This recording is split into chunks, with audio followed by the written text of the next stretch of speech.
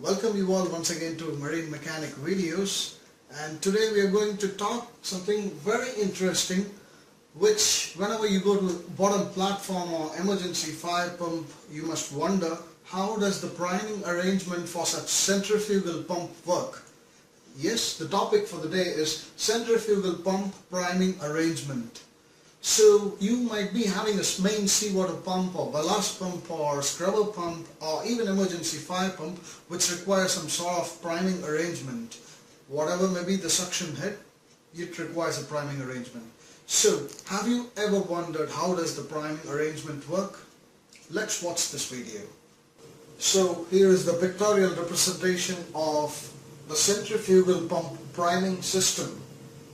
As you can see, here is the motor shaft coupled to the pump shaft, where you are going to have the impeller and casing, which I have represented here. So I repeat once again, from the motor there is a coupling coupled to the pump shaft, and then instead of drawing the pump here, for simplicity I have drawn it here, just indicated as a circle. So on the pump shaft, after the coupling, you're going to have a friction clutch which is beveled like this, forming a bevel gear arrangement, and this is going to be made of some abrasive material so that it has some friction.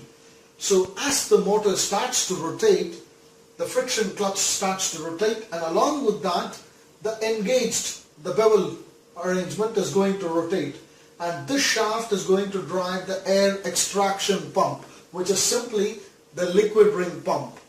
So as the liquid ring pump rotates, it's going to have its suction and discharge. So you're going to have a small tank which is similar to this arrangement, and the suction to the air extraction pump is from here, it goes, and then the discharge is back to the tank. Now the liquid ring pump, as it takes suction, it sucks the air from the suction side of the main centrifugal pump or from the casing. The pipeline to the suction of the air extraction pump is connected to the suction line of the main centrifugal pump or to the casing of the main centrifugal pump. You can trace the lines here. It goes through a float check valve and then a filter, and you can have this check valve or here. Either of these two will be there, and through the filter it goes to the main air extraction pump. So as the air extraction pump takes suction from this tank, it's going to suck all the air from the casing or the suction line into the pump, and then it discharges back to the tank. Now on the discharge side, nothing is going to be there, so there is no discharge pressure acting on this piston. There's going to be a spring here. That spring pushes the piston this way, which means the piston is going to push this way, and the lever ensures the friction clutch is attached to the drive, which means the air extraction pump is going to rotate and continue the suction and discharge from the tank back to the tank. Now the complete air or vapor, whatever is there on the suction line or the main centrifugal pump casing, will be extracted by this air extraction pump and put it inside the tank. Now the tank level might go up or the air has to escape. That will, whatever water level raises here, it will drop down to the engine room bilges. So when the water starts to come to the suction line or prime the centrifugal pump casing, it starts to discharge. So the pump starts developing some pressure, and as this pressure acts on the piston, now the water pressure is going to be more than the spring pressure, and it's going to depress the spring. So the lever is going to move this way, disengaging the drive for the air extraction pump. So as long as there is water on the discharge side of the pump, the air extraction pump doesn't rotate, it is stopped.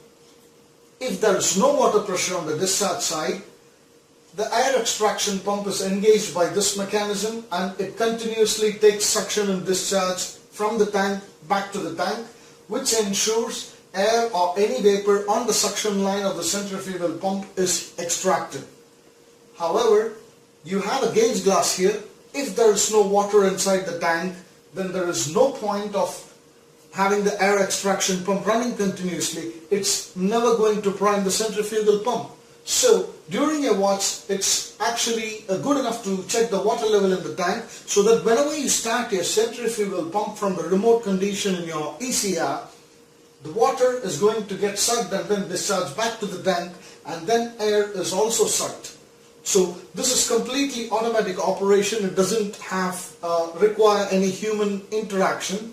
Thus, only thing what we have to ensure is the condition of the friction clutch, and ensure that the operating pistons and spring are free enough to move. The linkages has to be greased, and the air extraction pump has an impeller, and that has to be maintained as per the manufacturer. Ensure the filter is clean over here, and the float check valve has to be clean. There should be no marine growth over here, which means it will be always open, so that should not be there. So to summarize, if there is no water pressure on the discharge side, the spring force acts this direction, which means the lever, when it is like this, it will be pulled and the friction clutch engages, which means the air extraction pump is going to rotate, sucking all the air from the casing and discharging it back to the tank. When there is a discharge pressure, as the centrifugal pump gets primed, the discharge pressure of the water is going to act on this piston, push the piston this way, which means the lever is going to come this way, and this is disengaged back. The air extraction pump stops to rotate.